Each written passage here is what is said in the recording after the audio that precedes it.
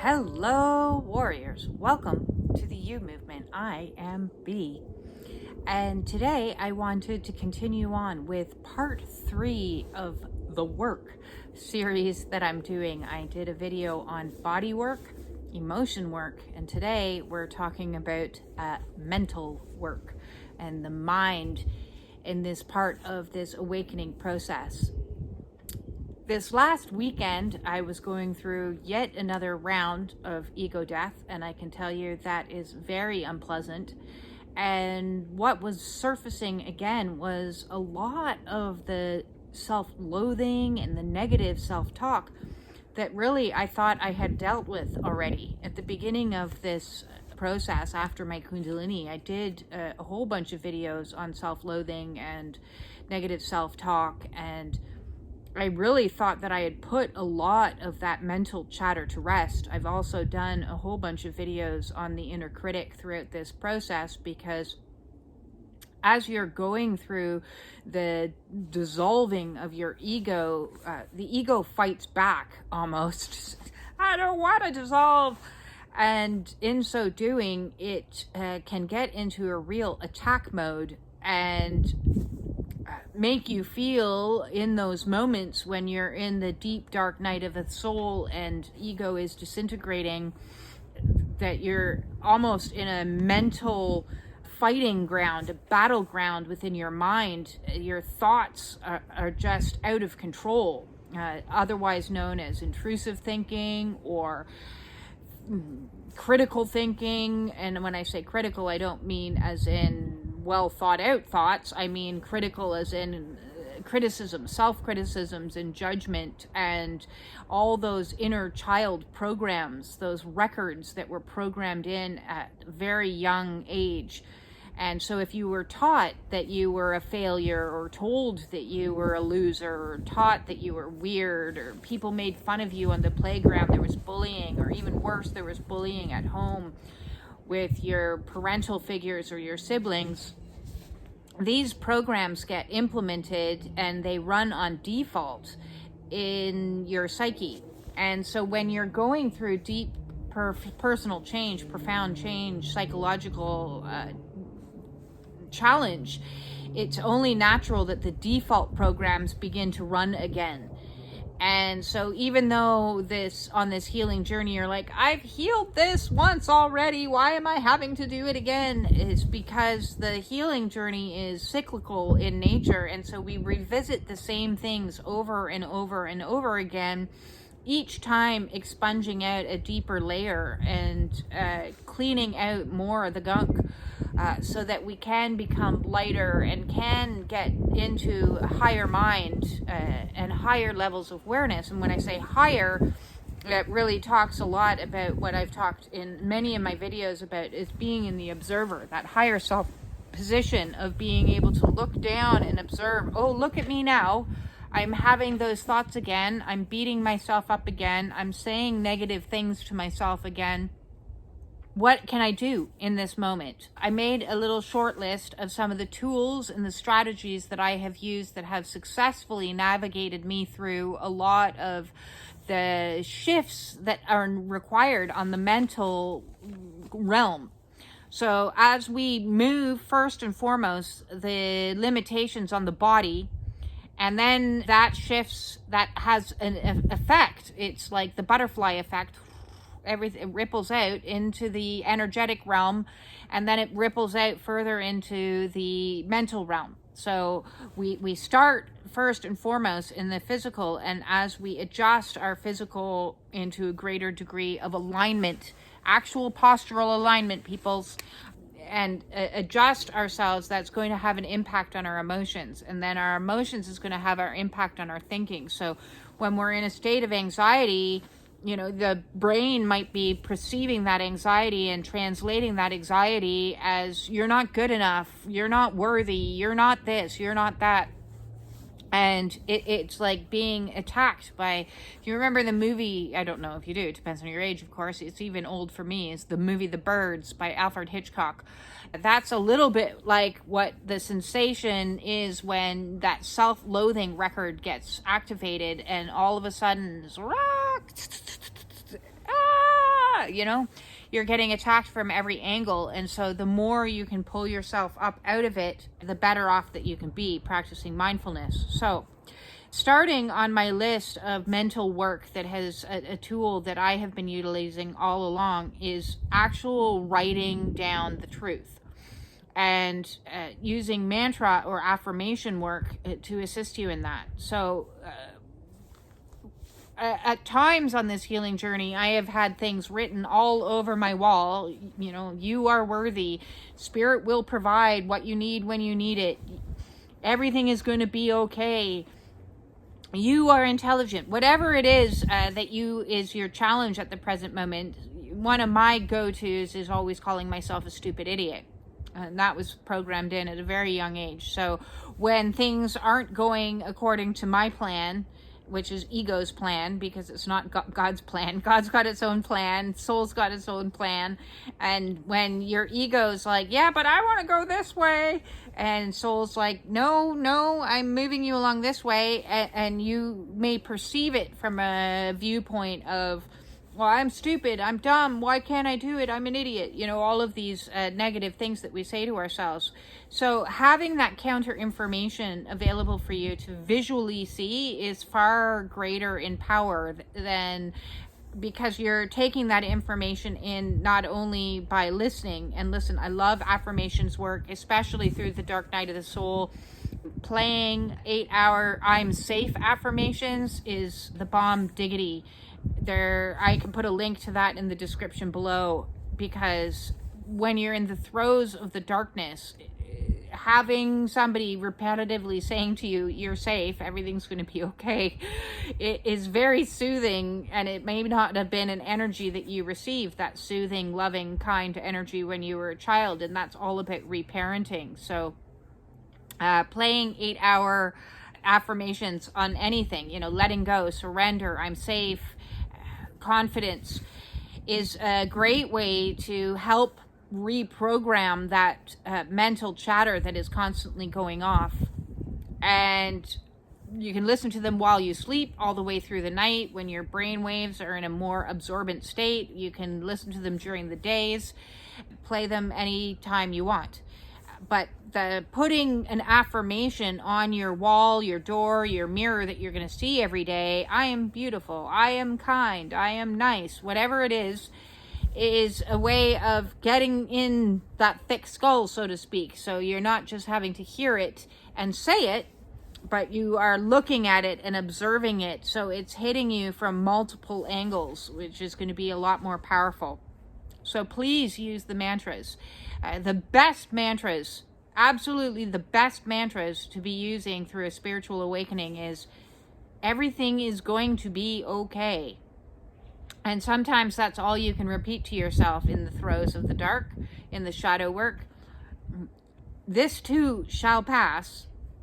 Everything ultimately has to pass. The sun rises, the sun sets. The rain comes, the rain goes. Everything is always transitory in this world. So you aren't stuck in it, even though it may feel at the moment while you're going through whatever you're going through. If you're going through a couple of days of ego death and a couple of days, I always find it seems to be, for me anyways, a couple of days of being lost in this place of absolute confusion. And it will pass. It will pass. So remembering those simple mantras in the worst of it is so vitally important to you. I am safe. I am safe.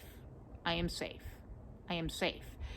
Especially, the mind plays tricks on you through the process of ego death and might try to convince you that you A, are dying, or B, that should be an option to consider. And that shouldn't be an option to consider. Do not consider using a permanent solution for a temporary problem. The spiritual awakening is very scary. However, it does pass. It always passes.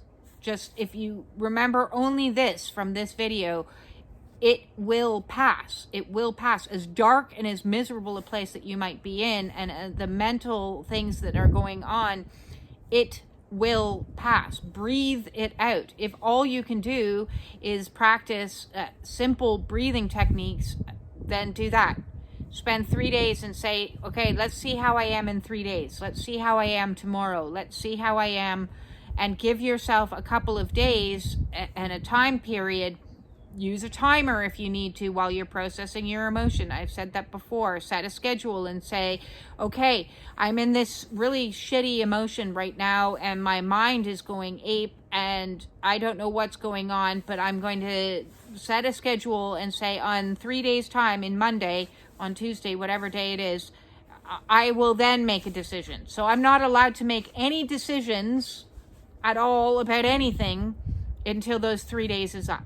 Give yourself the 3-day rule of no decisions being made, especially if you're also in the throes of quitting things, because sometimes spirit comes along and knocks out of your hand your coping strategies that you've used and have worked for you a number of years, and they're like, here, now I'm taking away your alcohol, and then you start going into dark night of the soul and you're craving, you're going through addiction withdrawal, and so 3 days is what you need to remember. Nothing looks the same after 3 days. So as bad as the situation is, hold on to the reality that in 3 days' time, it's not going to be the same as what it is in today.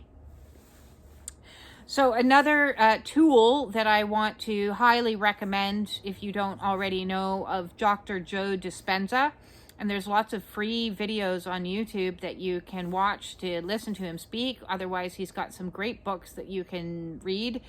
And I had downloaded his meditations on Audible. And I, at the present moment in time, am using those, and I am absolutely loving them, especially because when you go through a process of ego death, your entire identity collapses, and you wake up from it going, okay, well, who am I now?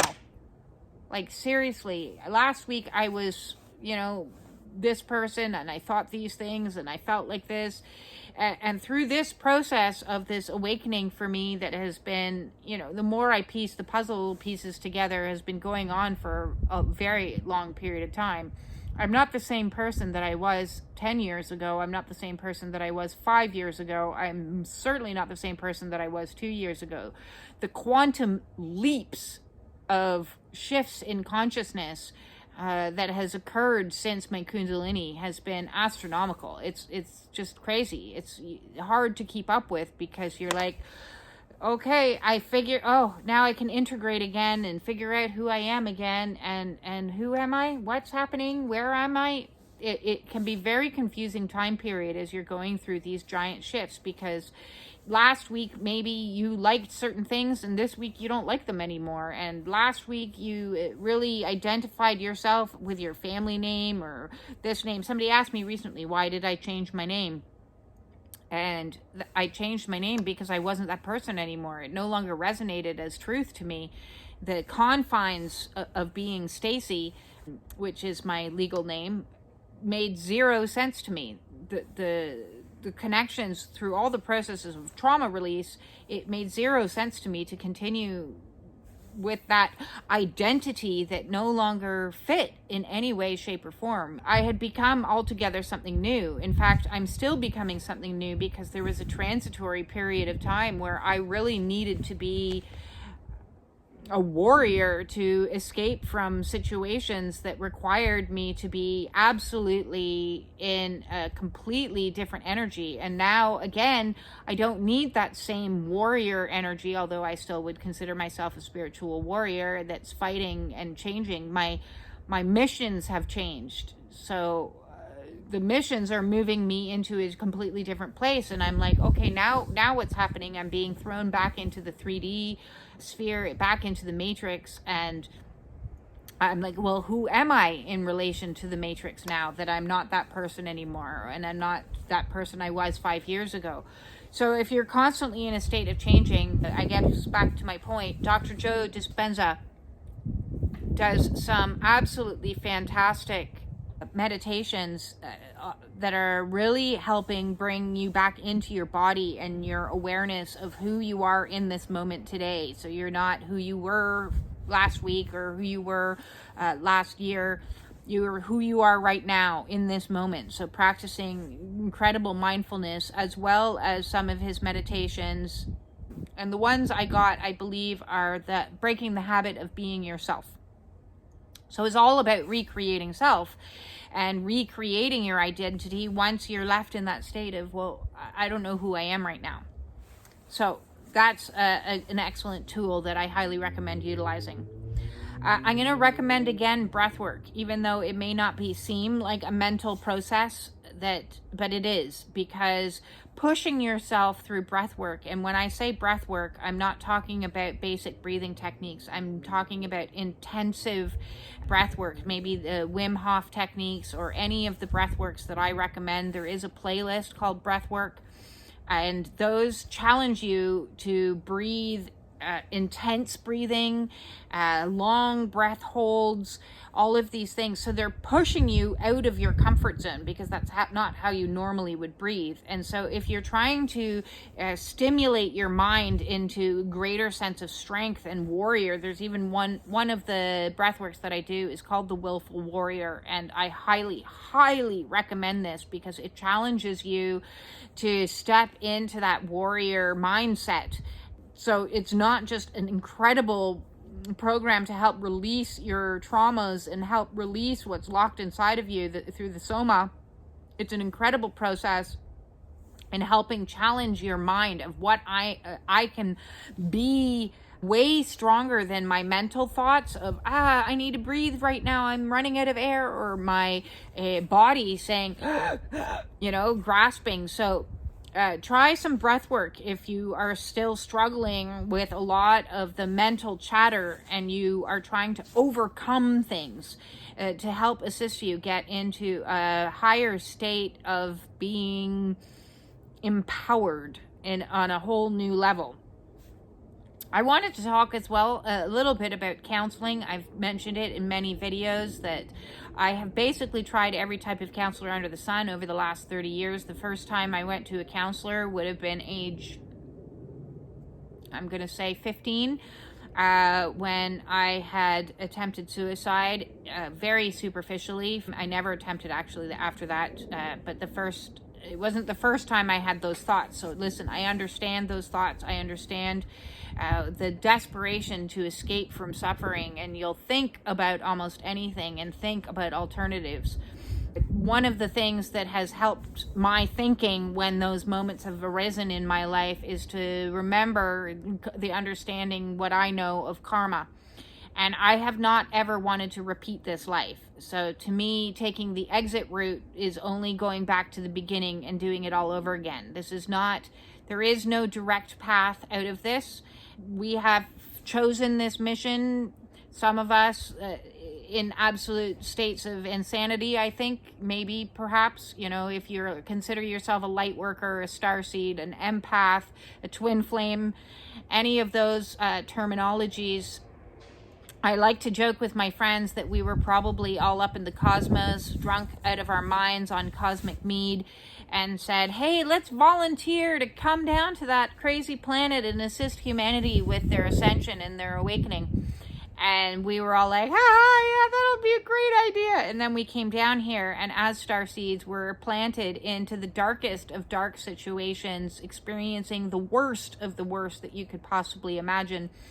And because we had to go into those dark places, seeds, we were planted in shit so that we could grow and flourish, like roses always thrive in the most horrid fertilizer. And that's so that when we come into our power, into our level of awareness, go through this conscious awakening, we can turn around and we can assist other people with the exact same situation. So I understand what it is to face death many times over in my life. I understand what it is to escape from abusive situations. I understand what narcissism feels like.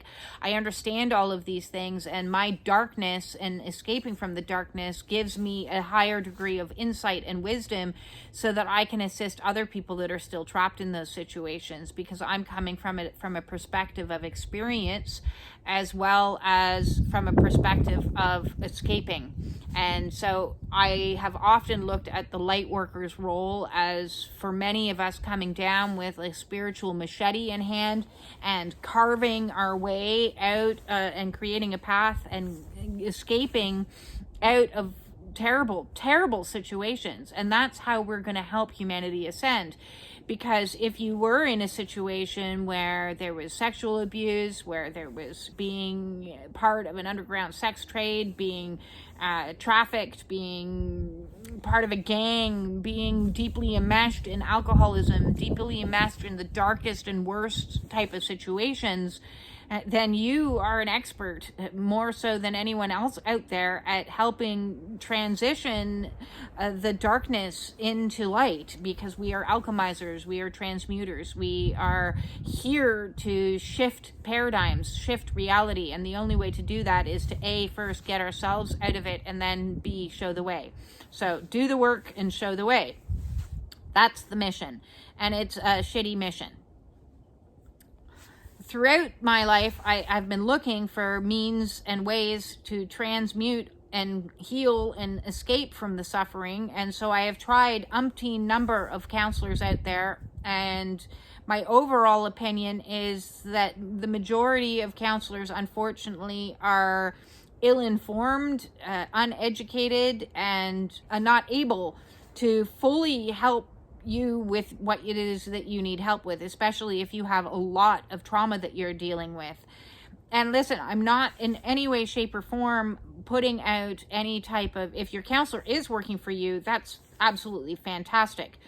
What I am suggesting that is, if you are looking for a counselor, you look for specific types of counseling, because just general counseling may not get you what you want. And it's not anybody's fault. It's not their fault. It's the system. The system has not educated us because, one, psychology is a still relatively new branch of science.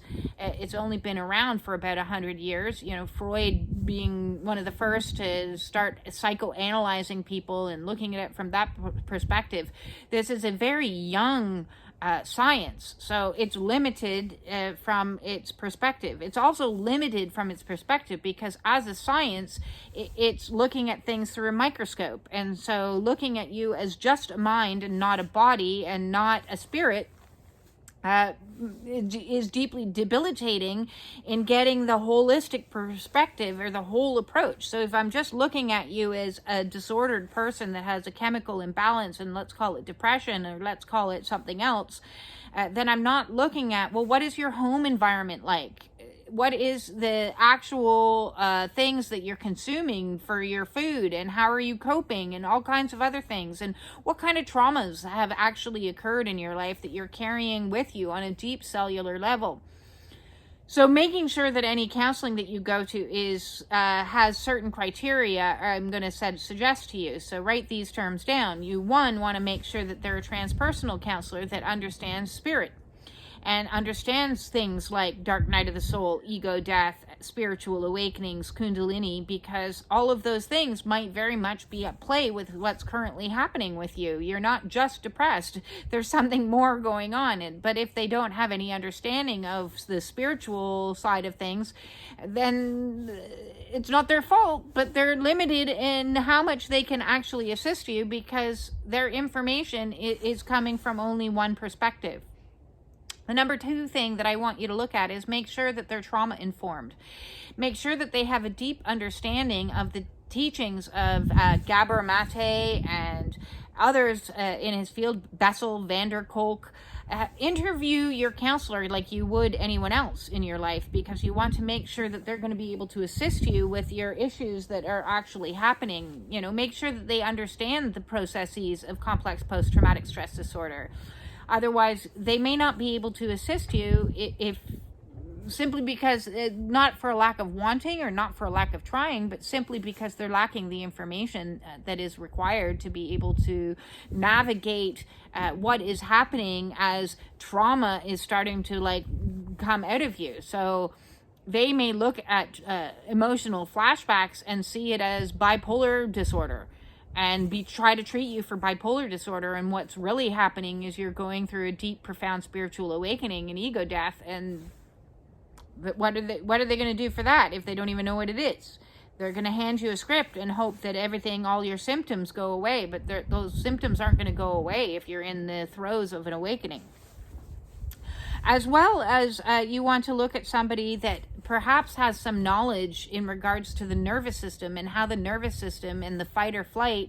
So getting into like neuroscience, if you get into somebody who has experience with the nervous system, neuroscience, and brain chemistry, you're getting the trifecta, because you want to have somebody that understands spirit, understands the body, and understands the mind all together. So, and how we carry with us this trauma throughout our lifetimes. So ask questions.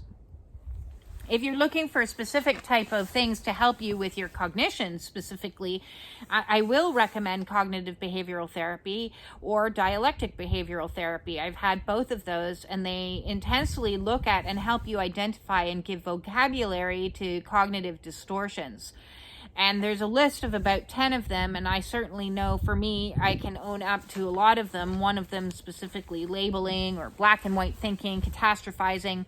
Just to name a few. This isn't my specialty, but it is a resource that I have utilized to understand self a little bit better and be able to identify, because when you have the vocabulary, you can look at a situation and go, oh, that's what I'm doing. So when I'm labeling myself as a failure because one situation happened and, oh no, and then I turn it into a big catastrophe, like, oh no, I'm not getting as many clients as I would like to get, which I'm not. I would love more.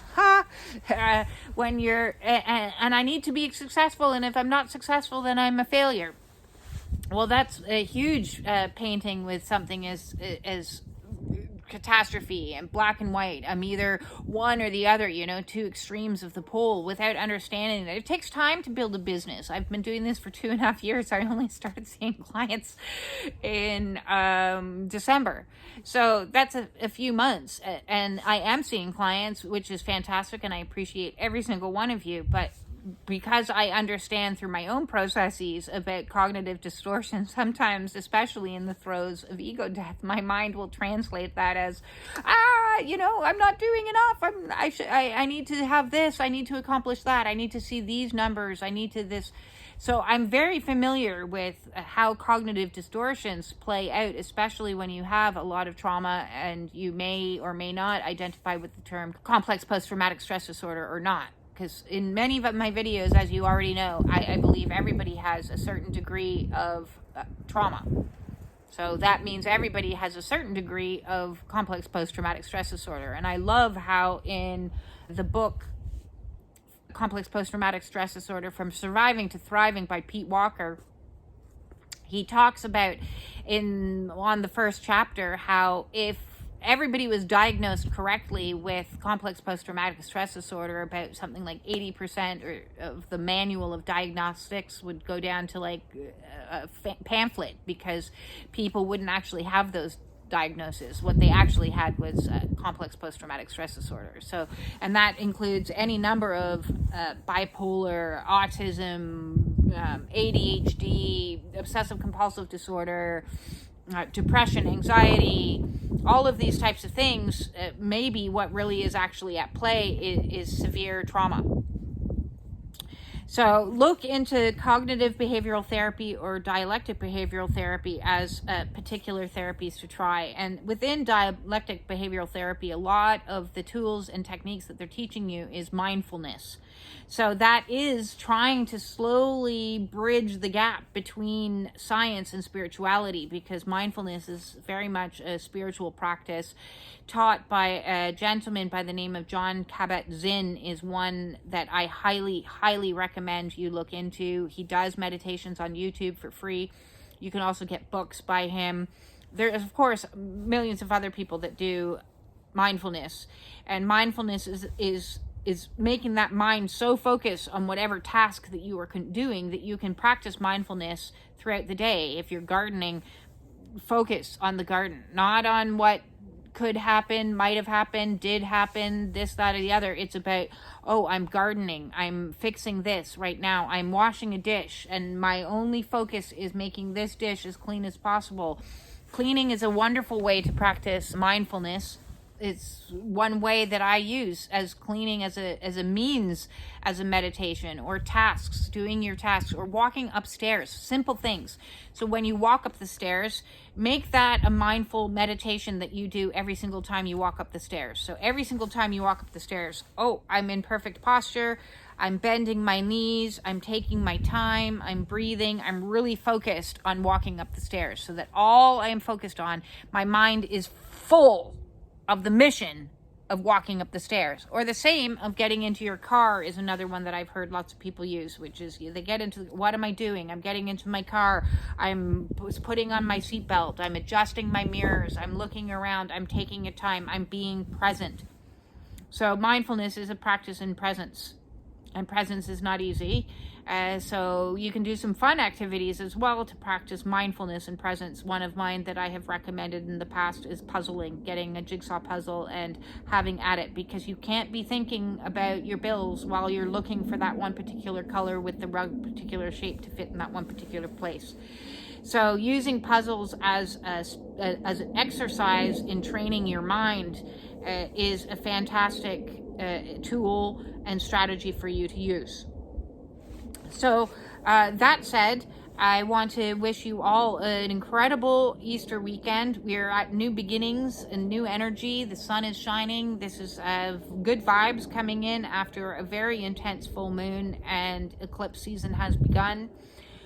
So let's practice mindfulness as much as we possibly can, and stop and minimize the negative self-talk as much as we possibly can, and be gentle. Practice some compassion through this process as we integrate new realities and integrate a new sense of self into our awareness. Because we can create ourselves as anything that we want to be. So what is it that you want to be? Who is it that you want to be? And what do you need to do to become that person? It'll be little steps, but each little step adds up to a big step. Make all the steps aligned, please. Get into perfect posture, because that spine is your super highway to the divine, and it's certainly going to facilitate you on your path. So no matter what it is that you want to accomplish or who it is that you want to be, see the bigger picture and see the steps that need to be taken along the way. And each step that brings you closer and closer along the path is going to help completely and utterly transform your reality. If you need some help and want to talk about all of these differing mental processes that might be happening with you and struggling with any of the negative self-talk, the inner critic, some inner child programming that is bubbling to the surface, and you're struggling to figure out a way to shift it, please feel free to book a one-on-one Zoom call with me. The way to do that is in the description below. I do all of my services via donation, a reasonable donation, please. Let's set up an hour of time to discuss some of the things that you need help, because my approach is very different from where you may get with other counselors out there. I'm not looking to set up long-term counseling. I'm looking to set up here or there to give you the tools that you need to get you to where you need to get. This isn't about talking about your life story over and over and over again. If you want to do that, find a counselor that wants to set up 12 appointments with you. My goal is to give you tools, strategies, and techniques in the here and now, so that you can address where your blocks are and get you through those blocks. So send me off an email. Let me know what service that it is that you're looking for. If you're looking for a one-on-one Zoom to discuss some of those blocks, that's a service that's certainly available. I also do some fun oracle reads and see what Spirit has to say. That's leaving it completely open to Spirit. And Spirit's messages might sometimes hit you against the head with a fry pan. And sometimes they're a little bit more of a sharp nudge to get you to where you need to get. So send me off an email. Let me know what it is service-wise that you're looking for. The donation link is also in the description below. I also want to say thank you for all the subscriptions. I hit 888 yesterday, and that was just an exciting number. I was waiting for it. I still need to get to 1,000, so the more likes and shares and comments that I get, it only helps the channel and helps the community grow. If you want a little bit more community, it is slowly growing. The Spiritual Warriors support group, the link for that is also in the description below. Come on over and join that. And if you want to post things or ask me questions, you can do so in that group, easy. And I guess with that said, everybody have a super awesome weekend, and peace out, dudes.